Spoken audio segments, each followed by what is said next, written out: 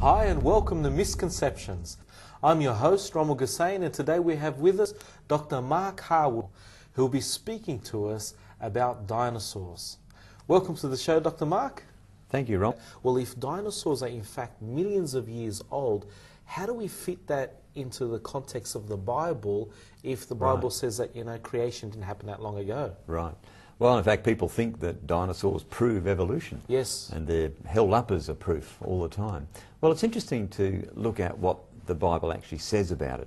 Some people say to me, how do you fit dinosaurs into the Bible? We use the Bible to interpret the evidence that we find about dinosaurs. So what does the Bible say? Well, the first thing is that in Genesis chapter 1, the Bible tells us that God created all the land animals on the sixth day of creation, and he also created Adam and Eve, the first human beings. So the first logical conclusion we can reach is that the dinosaurs and man must have lived together. Now, that's not something you're going to find in science curriculum or here on a TV documentary, is it? But that's what the Bible plainly teaches.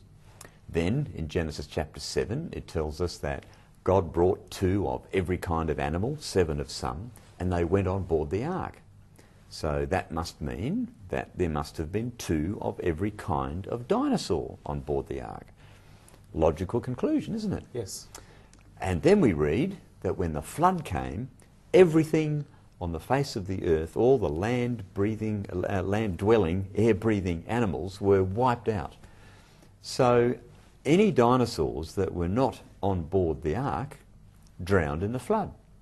So the Bible gives us a very clear explanation of what might have happened to the population of the dinosaurs that basically exterminated the dinosaurs. I mean, that's what the Bible says, but is there in fact any evidence that show that dinosaurs and man coexisted? Well, there is, in fact, quite a deal. Indeed, the Bible says that after the flood, 2 of every kind of animal came off the ark, and they all then started to reproduce and to try and re-establish their populations. Many would have become extinct at that stage. But there are so many stories in different cultures all around the world of encounters between huge animals and beasts that are normally called dragons. For instance, we hear stories about St. George and the dragon. And I like this one. This was from an Irish writer in 900 AD. Now, this is just 1100 years ago, not 65 million. And let me read what he said. This Irish writer recorded an encounter with a large beast with iron nails on its tail that pointed backwards. Now, some of the descriptions and the pictures that we have of dragons are very sort of fanciful things, with weird and wonderful looking things. They kind of get, I'm reminded of the stories that fishermen might tell about the fish that got away, gets better and better with the retelling. But interestingly, if we look at what this Irish writer wrote, it actually fits an animal that today we would call a stegosaurus. And then we have some other quite fascinating things. There is a petroglyph at the Natural Bridges National Monument in the USA that bears a remarkable resemblance to a dinosaur. It has a long tail and neck and small head and all of this. And I've got a picture of it here. You can just barely make out there on the edges of this cave this shape that looks like a sauropod dinosaur. Now we've outlined it a bit. You can see it much more clearly. It's almost like a shadow, yes. That's right. So here we have a cave drawing of this huge creature, which today we would describe as a dinosaur. But there are many other evidences that we find today too. In the Chinese calendar, for instance, there are 12 different animals that depict the cycle of 12 years in the Chinese calendar. Okay. For instance, they have the year of the tiger, the rabbit, they have horse and sheep, and all these animals that we are familiar with.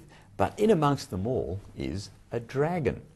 Interesting. Isn't it interesting? Yes. So you would think that when they came up with this cycle of years and they named them, that the dragon must have been, to those Chinese people, an equally real animal. And, here's a fascinating one. I love this. In Cambodia, at a place called Angkor, there's a temple which was recently reclaimed from the jungle. Now this temple is 800 years old and it has a lot of stone carvings around it.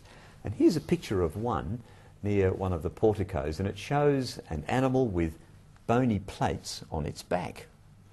Now, 800 years ago, there were no paleontologists around to tell these people that the animal they were carving was actually extinct. Obviously, they were carving what they saw. Yes.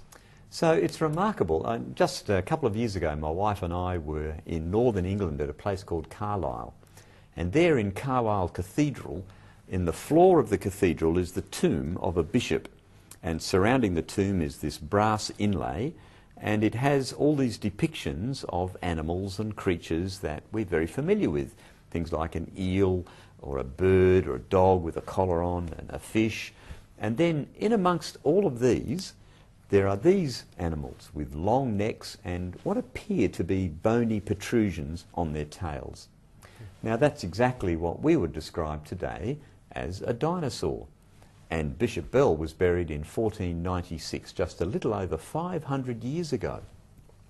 So we find examples like this in all sorts of different places around the world, including, in fact, here in Australia. The Australian Aboriginal people in the Barwon Lakes area, just west of Melbourne, described an encounter with a very large and ferocious animal. They called it a bunyip. Now, some journalists from the Geelong Advertiser drew a picture of what this bunyip looked like in response to the Aboriginal people's description of it, and here you can see what that creature looked like. Now, interestingly, this was in 1845. Now, 1845 is before the publication of Darwin's book on the origin of species. So people in these days were not evolutionised like our culture is today. Today, people would just laugh at such a thing, and they'd say, oh, you must have been dreaming or imagining it. But you know, not long after that, the first of the duck-billed dinosaurs was discovered. It's an Edmontosaurus, and you know, it looks very much like what those Aboriginal people saw. Yes. Maybe in Australia there was a duck-billed dinosaur still alive just 150 years ago. Wow.